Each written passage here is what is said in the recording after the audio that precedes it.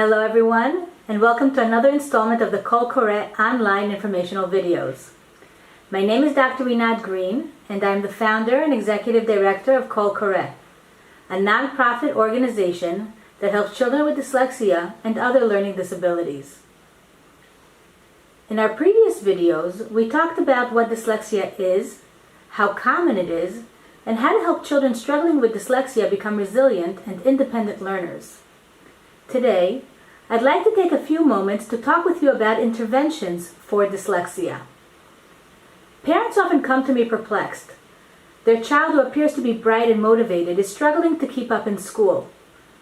Often, the main difficulty that the child is having is mastering reading.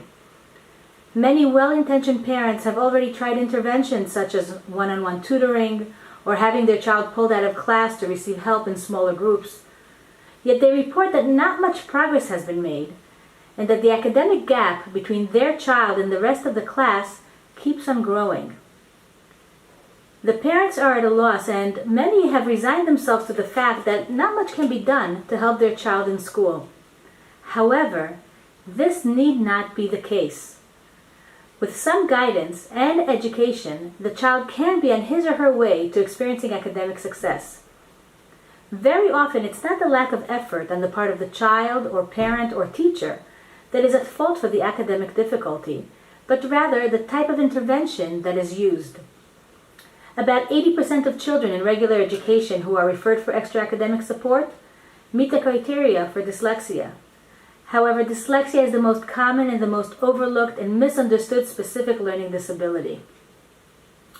As we discussed earlier in the series, children with dyslexia can be found in every classroom. They are typically bright, talented, and motivated to learn, but their underlying learning disability makes it difficult for them to keep up with their peers. Often, well-meaning parents and educators step in with additional supports, but sometimes these supports do not translate to better school performance.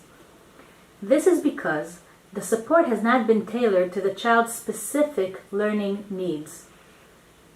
Many children with learning disabilities are encouraged to find remediation within the regular education system.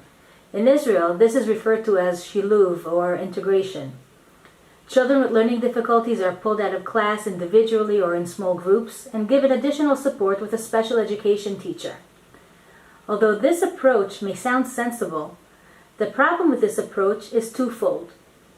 First, there are not enough hours allocated from the Ministry of Education, Mishrad HaChinuch, to accommodate all the students that need remediation.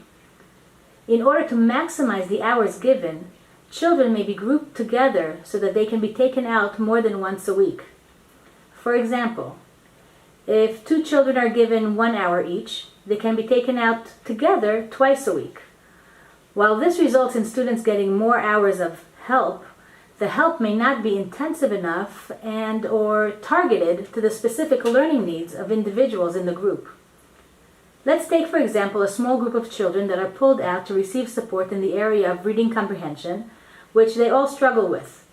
Yet, one child may have difficulty with decoding words, another with fluency, another with limited vocabulary, and yet another with identifying the main idea in the passage.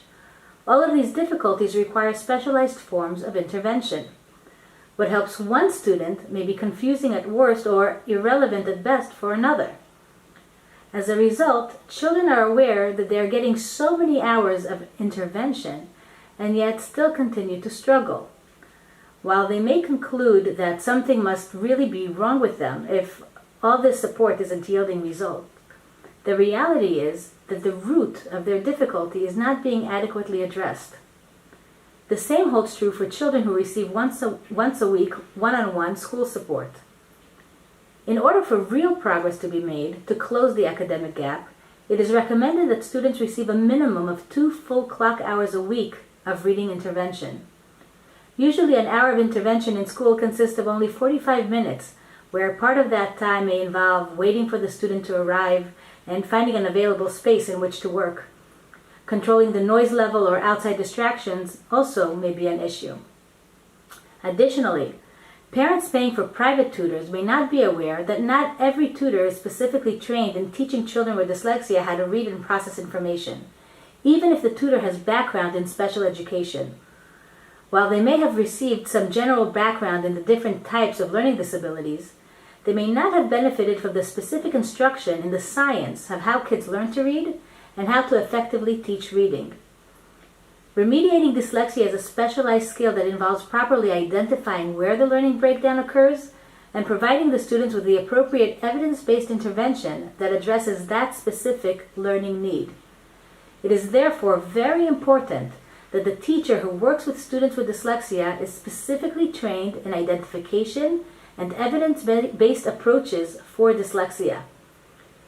As a parent and your child's advocate, feel free to ask your child's teacher about their training background and experience in working with students with dyslexia.